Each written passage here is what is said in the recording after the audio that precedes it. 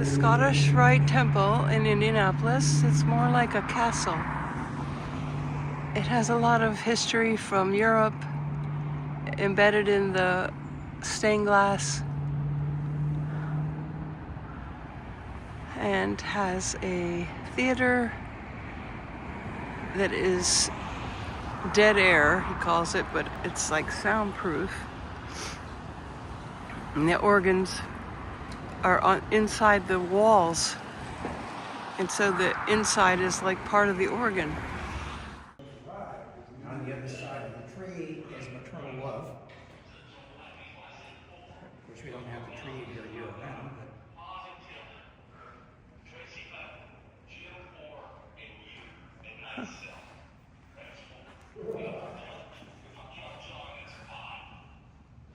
it used to be for a long time, the south door was the most frequently used because we have a cafeteria downstairs that prior to the pandemic, people used to come here during their lunch breaks and use the cafeteria here and hang out during their lunch breaks from the various places they worked in the downtown area. But the pandemic brought that to an end. You came in through the west, and it used to be the parking lot. I assume you parked in the parking lot. 33 feet by 33 feet, which is symbolized by the 33 degrees within the Scottish Rite. And that's supposed to be a translation of the Sanctum Sanctorum of King Solomon's temple. But in the Bible it says 20 cubits by 20 cubits, and somebody did mathematics that said, well, I'll just so through the east door. And once you come into the temple, there'll be another structure, a cubic structure, and inside that would be the Holy Grail. You know, so if you know Indiana Jones. Place my faith in God, double-headed eagle, and the sword that guards the gate to Eden. Right, the sword does. With the G in it. That's the symbol of the first 3 degrees. The yod in the triangle, that's called the lodge of perfection. And then when you move over here, you see the scales balanced on a sword. That's called the council degrees. And then then there's a Rose Croix degrees, which your feet is also on the Rose Croix. Stained glass windows on that side of the building. Only there's a building over there because the light wouldn't come in. This is on the east side, and the light is not obstructed, so it comes through okay.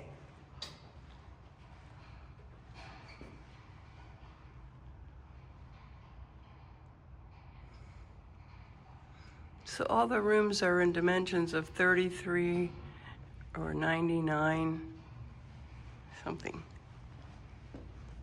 he was saying.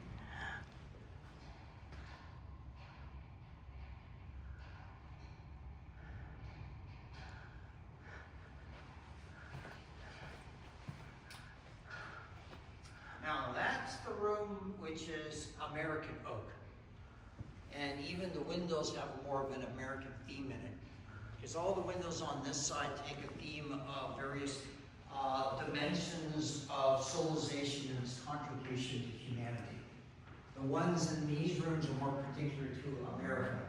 Like over there you have Benjamin Franklin, Abraham Lincoln. Now, Abraham Lincoln was not a Mason, but he was a Rosicrucian. Benjamin Franklin, of course, was a Mason. Of course, George Washington, of course, is the most famous Mason. So much so that almost every Masonic lodge in America will have a picture of George Washington somewhere in the building, and we have a few in this one. Well, the oldest mystery schools in the world come out of Egypt, the Osiris mystery schools. And the degree structure that's employed by Masons is derivative of the kind of mystery school teachings that have their source in Egypt. So Egypt is very important. There's even an Egyptian rite. This came a little bit earlier than the Freemasons and actually created speculative Freemasonry. So maybe that would justify. Refers to how Jesus is characterized in the Gospel according to John. kinds of windows. These are the newer windows put in. There are like these little splotches of red and blue. Music, Beethoven and Mozart's were both Masons. In fact, if you know the magic flute, that actually has a Masonic theme all the way through it. And that last two is law and medicine. The floors downstairs, you got kind of a balcony, but then you got all this big space in between, and same thing upstairs. So here's some of the costumes that we use. We got some of the ancient. Actually, I got them a little out of order because theater productions. So they reenact like Washington and. Well, but it's not a historical reenactment, it's a theatrical reenactment. That are up there are sometimes called the Blue Lodge windows. The middle figure is King Solomon. Then on one side, this side, that's King Hiram. And then the other person is Hiram Abiff, who is considered to be the chief architect at the building of King Solomon's Temple. That's not 100% historically accurate. There was a Hiram Abiff who was a skilled craftsman at the building of King Solomon's Temple, but he wasn't necessarily the grand architect.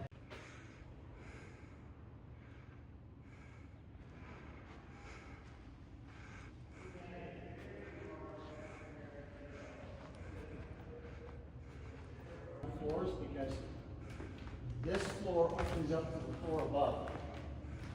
The floor above is obviously not a complete floor. So this is the ballroom. This is the favorite place for people doing wedding ceremonies. Yeah, well, actually, they usually do their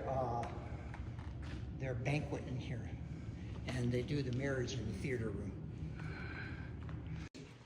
So we have all these electric candles laid out on the floor. And then we'd have an orchestra up on the stage.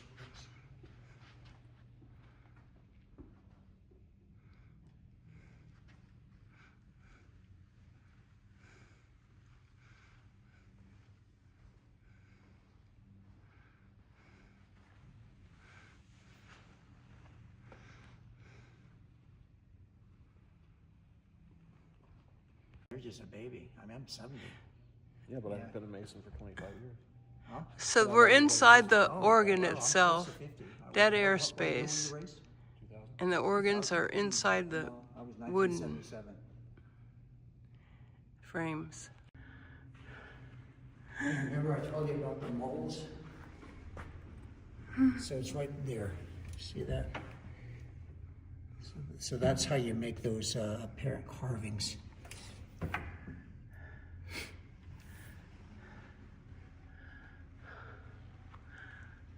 We called it the stone room.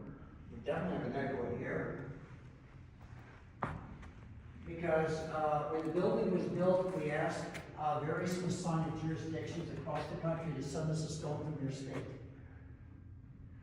And I guess some states like Nebraska couldn't follow direction. They sent us one too small. But you got one stone for every state in the Union.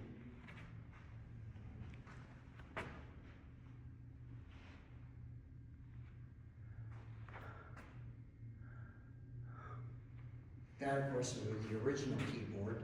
They replaced it, and of course, here we have one of the original projectors in the 1920s. And of course, we don't use that anymore, so we moved it in here.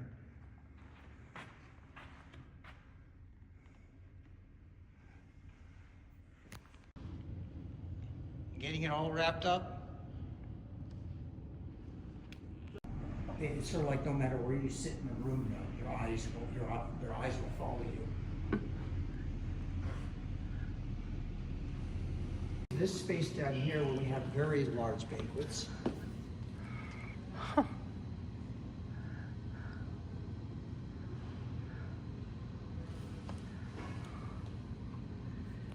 That that area, and also we tutor children who are dyslexic on learning to read.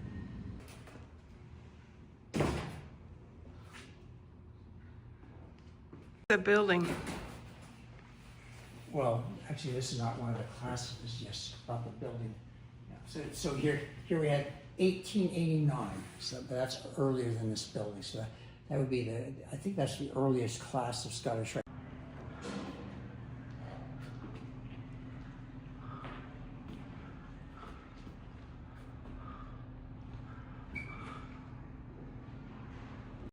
I saw inside the Scottish Rite Temple for the first time all the Christmas trees, and there's like 3 or 4 floors, and then you've got the bell tower. So we were able to see all the ballrooms and the theater, and downstairs as well. They have a lot of history of the Masons since the 1900s. Yeah, I could hear like sacred music in the beginning, like how it was meant to be. It kind of got lost in the history or in through time.